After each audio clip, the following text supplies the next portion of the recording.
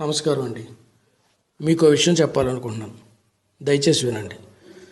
జబ్బు చేసిన మనిషికి ఇంజెక్షన్ ఇస్తే నొప్పిగా ఉంటుందని, ట్యాబ్లెట్ వేస్తే చేదుగా ఉంటుందని వైద్యం చేయడం మానేస్తే చచ్చిపోతాడు. ఆ మనిషి బతకాలి, బాగుండాలి అంటే వైద్యం చేసి తీరాల్సిందే. మన దేశానికి కూడా జబ్బు చేసింది. ఆ జబ్బే నల్ల డబ్బు, ఆ జబ్బే దొంగ నోట్లు, ఆ జబ్బే అవినీతి, ఆ జబ్బే టెర్రరిజం. ఇన్నాళ్ళు అది చేస్తాం, ఇది చేస్తాం, దేశాన్ని బాగు చేస్తామని చెప్పినోలే కానీ చేసినోడు లేడు. ఇప్పుడు ఒకడు వచ్చాడు. ఆ ఒక్కడే నరేంద్ర మోడీ. వైద్యం మొదలుపెట్టాడు నోట్ల రద్దుతో. బ్యాంకుల ముందు, ఏటీఎంల ముందు 2-3 గంటలు నిలబడితే కాళ్ళు నొప్పులు వస్తున్నాయనో, చిల్లర కోసం ఇబ్బంది పడడం చేదుగా ఉందనో వైద్యం ఆపేయమంటే దేశం బాగుపడదు. గుర్తుపెట్టుకోండి, దేశం బాగుంటేనే మనం బాగుంటాం. కొన్ని కష్టాలు, ఇబ్బందులు ఉన్నమాట నిజమే. ఆ మాత్రానికే బాధపడిపోతే ఎలా? మన రూపాయి నోట్లకు దొంగ నోట్లు గుద్ది, టెర్రరిజాన్ని మనపై రుద్ది, మనల్ని దొంగ దెబ్బ తీయాలని చూస్తున్న పాకిస్తాన్కు ఎదురొడ్డి, ప్రాణాలకు సైతం తెగించి పోరాడుతున్న మన సైనికులతో పోలిస్తే మనదొక కష్టమా? ఎక్కడి నుంచి రాకెట్ లాంఛర్లు వచ్చి పడతాయో, ఎప్పుడు తోటాలు ఎటువైపు దూసుకుపోతాయో తెలియక క్షణక్షణం భయపడుతూ కూడా జయహో భారత్ అంటున్న సరిహద్దు గ్రామాల ప్రజలతో పోలిస్తే మనదొక బాధ.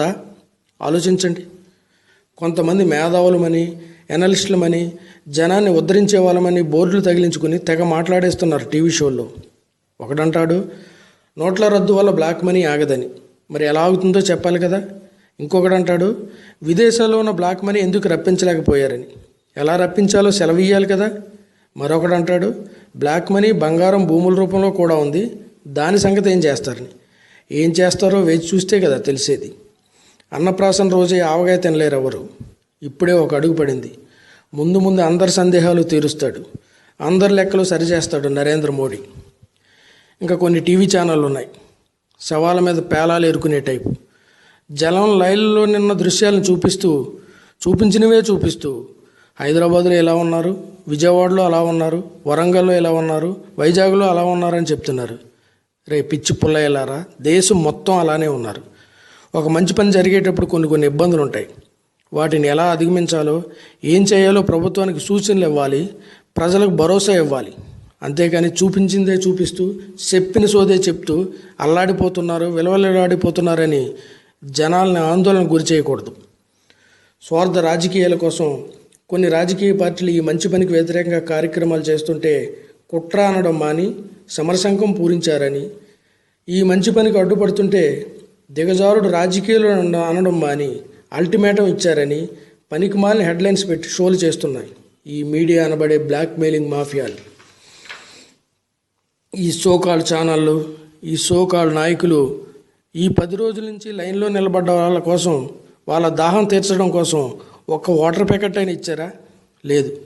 నీడ కోసం ఒక టెంట్ అయినా వేశారా? అది లేదు. వీళ్ళ షోలు, వీళ్ళ వెకిలి వేషాలు చూస్తుంటే నాలాంటి సగటు మనిషికి నెత్తురు మరుగుతుంది.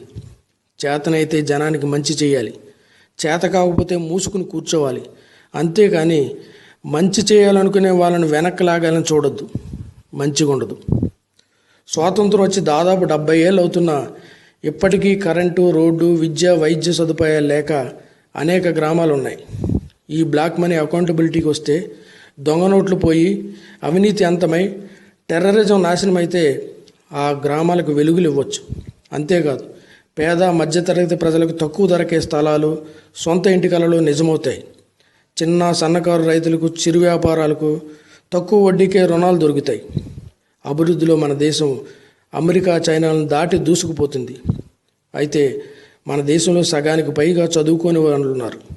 వాళ్ళకు లేనిపోని భయాలు నూరిపోసి పబ్బం గడుపుకోవాలని చూస్తున్నారు కొంతమంది.